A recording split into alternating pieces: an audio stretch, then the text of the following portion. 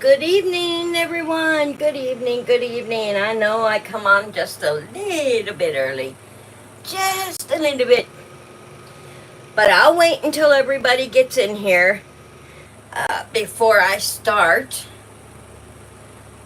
to read the chapter. We are in chapter 30.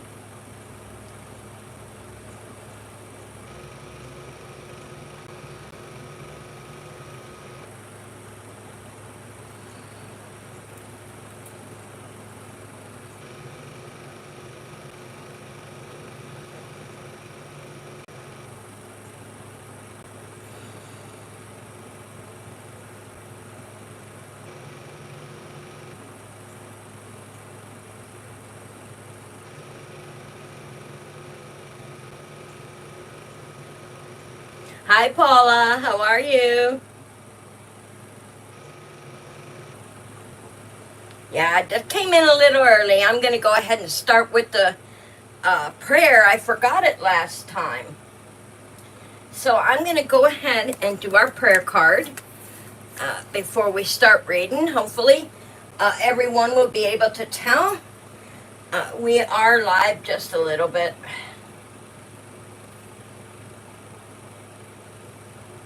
Ah, you were in the tub. Oh, that's okay, honey. I figured you were eating or I went to lay down for a little bit. All right, our prayer for tonight is, in everything, give thanks. In everything, give thanks. That is so true. We definitely want to give thanks for everything we have. All right. Let's get on to our chapter. Hello, everyone. Hello. I hope you all are having a great evening. And we are on chapter 30 now. In today's book club, if you were there, you got to hear the start of chapter 30.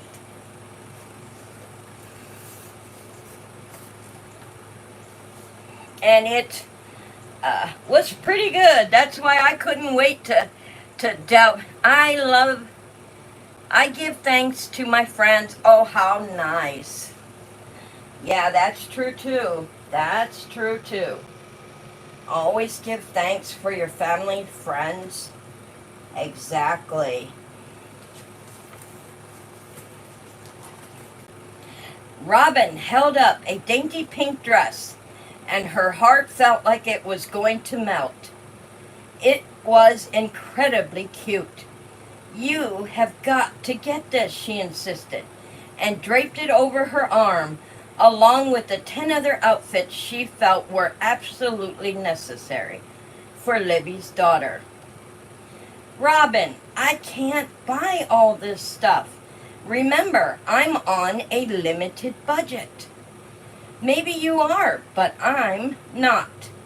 And I'm Amy Jo's godmother. Robin had been thrilled when Libby honored her by requesting she take on this special role in young Amy's life. She took the responsibility seriously. In due course, when Amy Jo could read, Robin would purchase the little girl her first Bible.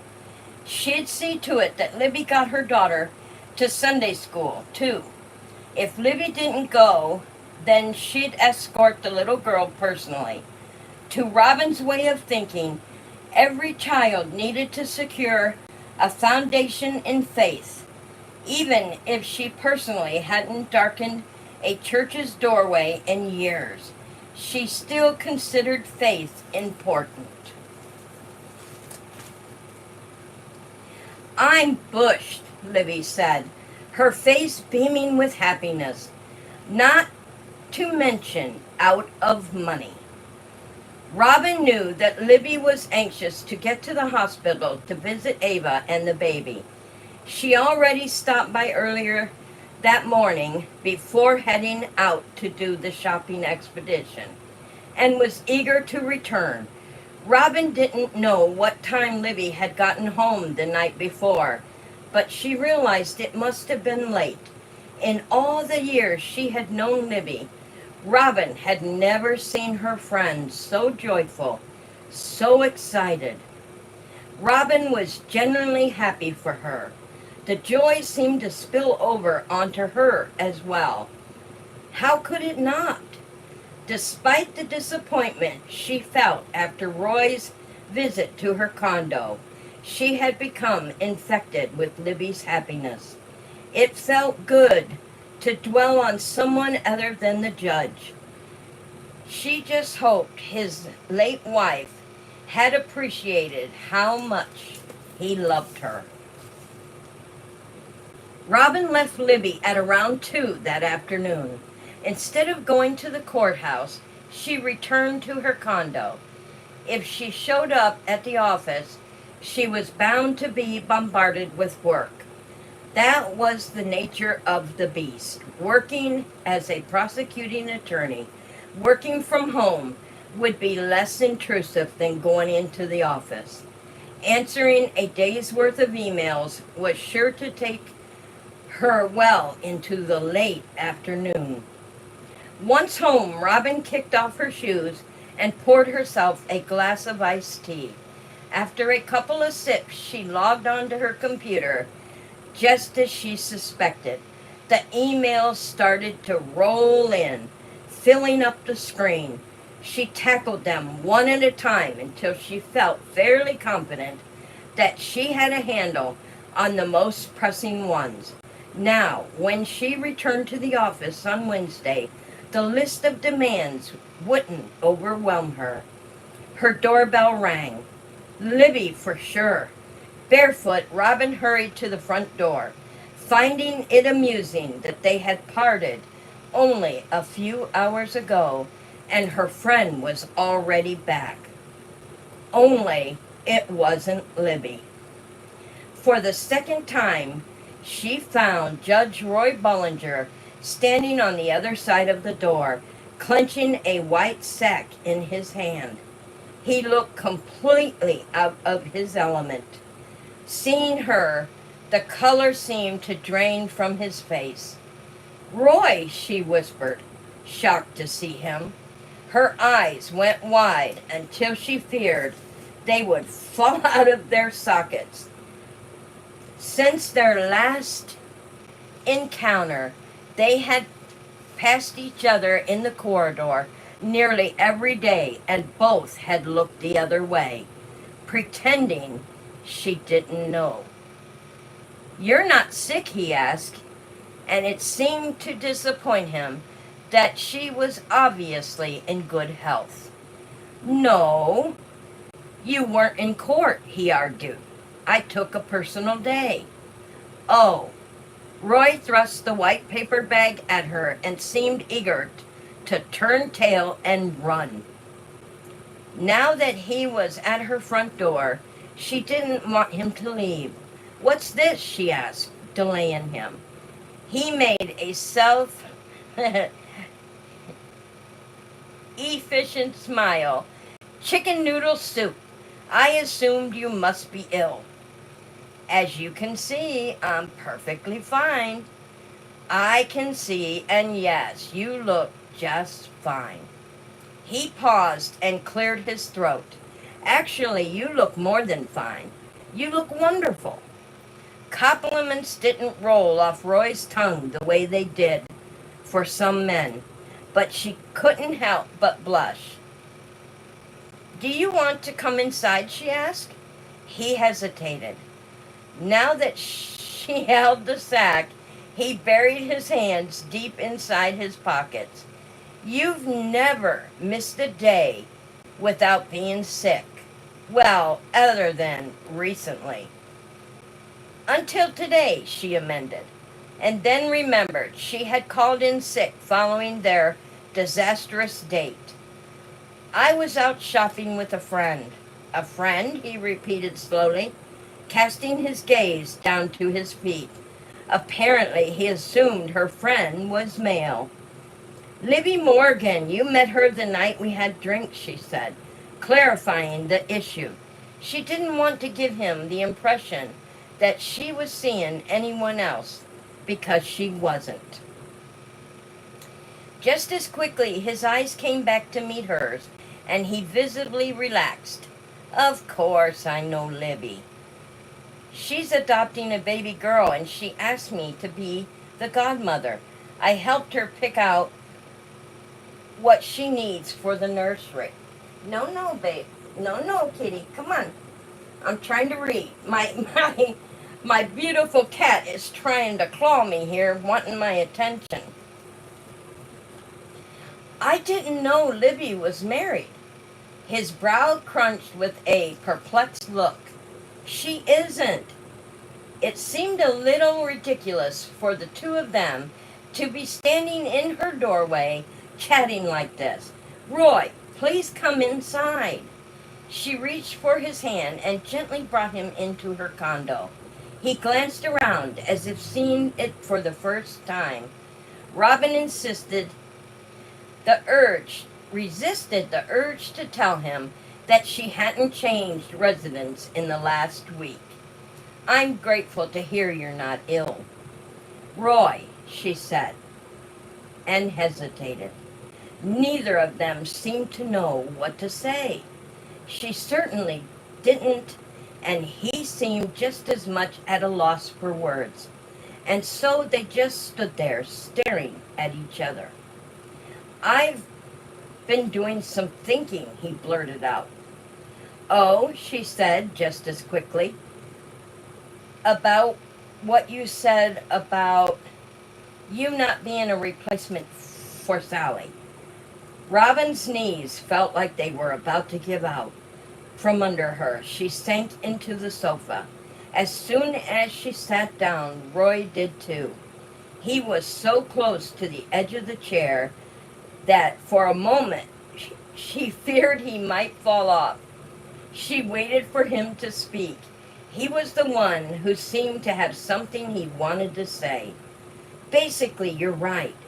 I was looking for a woman who could step right into Sally's shoes. Someone who could make my life the way it was when she was alive. That woman isn't me, she said. And while it saddened her to admit it, she couldn't change who she was, no matter how deeply she cared for Roy. I realize that now. It dawned on me that I wasn't attracted to you because you're like Sally. You're not in any way, shape, or form like her. All Robin could do was stare at him.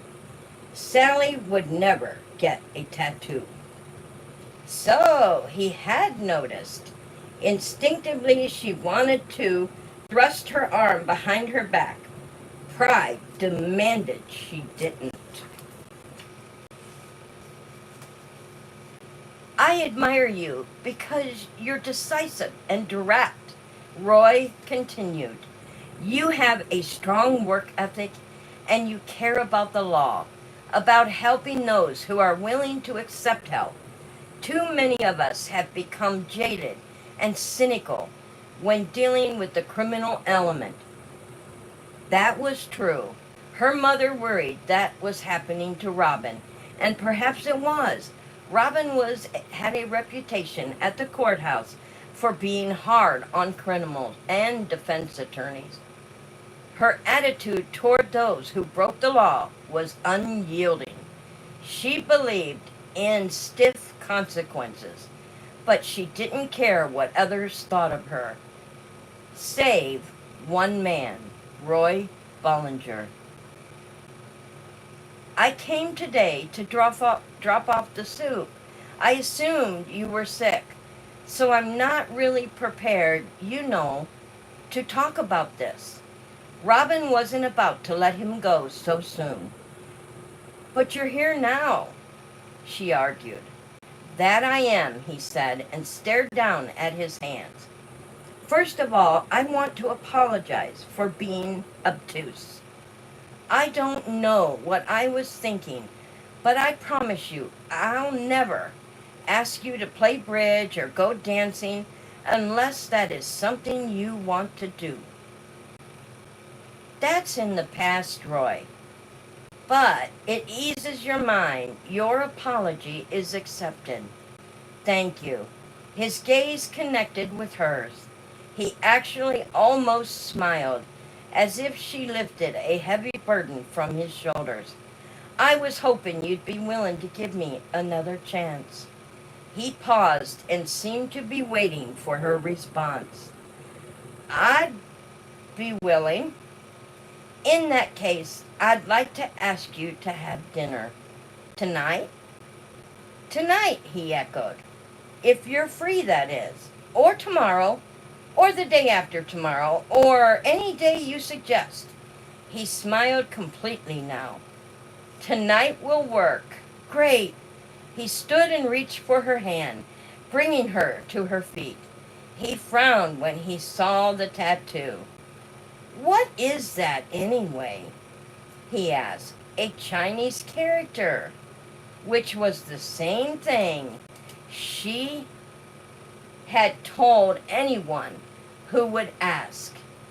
She and the tattoo artist were the only two people who knew its meaning. Well, other than those who were fluent in Chinese. What does it stand for? He asked, and then glanced up when she hesitated.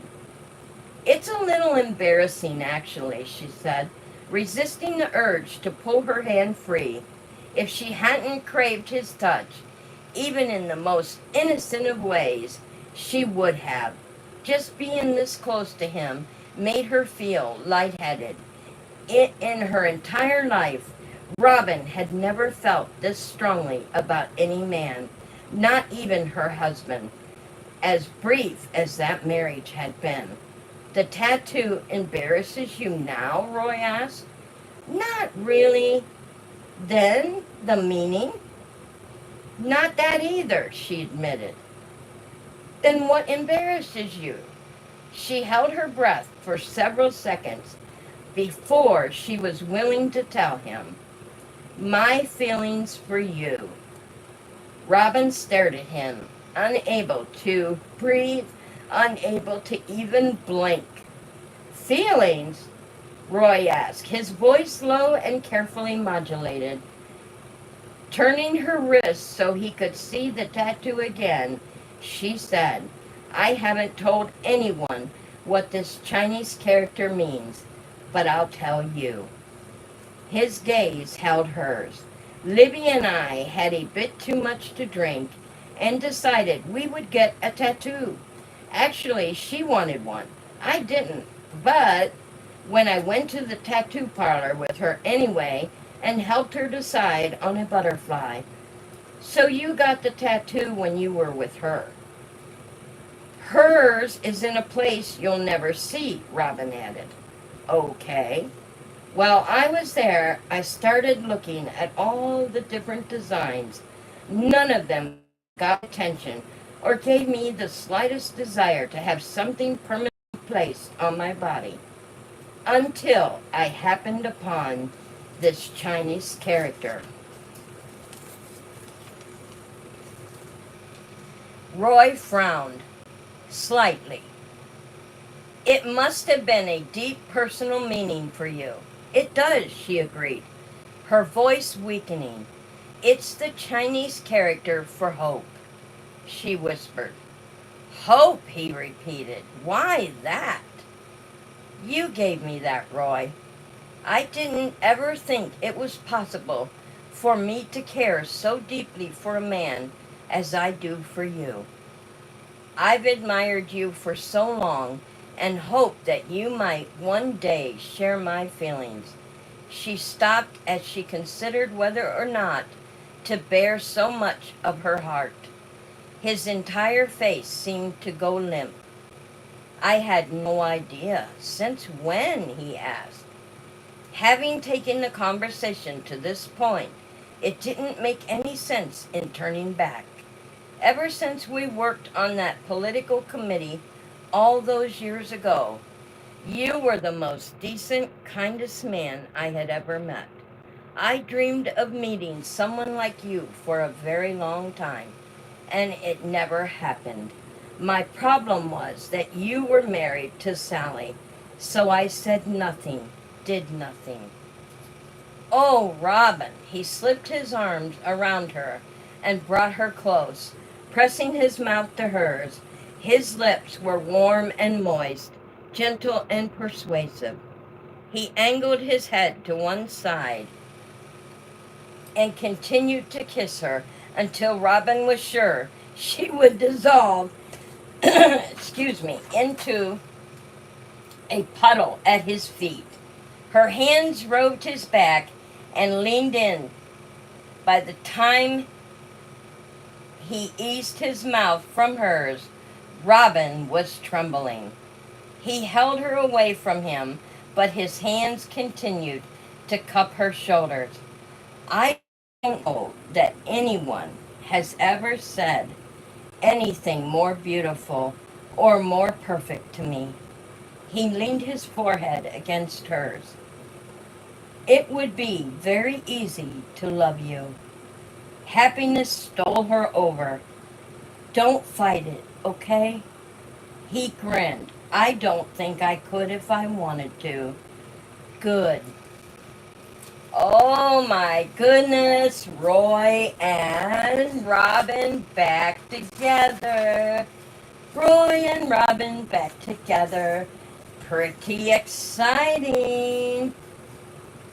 That's exciting. I am so glad to hear they are back together. And that takes us to chapter 31. So I am looking forward to that. If you want to hear the sneak peek on chapter 31, you will have to attend the book club on Wednesdays, 2 p.m. Central Standard Time, and you will be let in on the sneak peek for chapter 31. And I hope you all have a safe good night and sweet dreams. Yes, so, all right, so Philip and Libby are together now. Robin and Roy are together now. So the next best thing that could happen would be that Libby does adopt the baby. We shall see. Good night, everyone.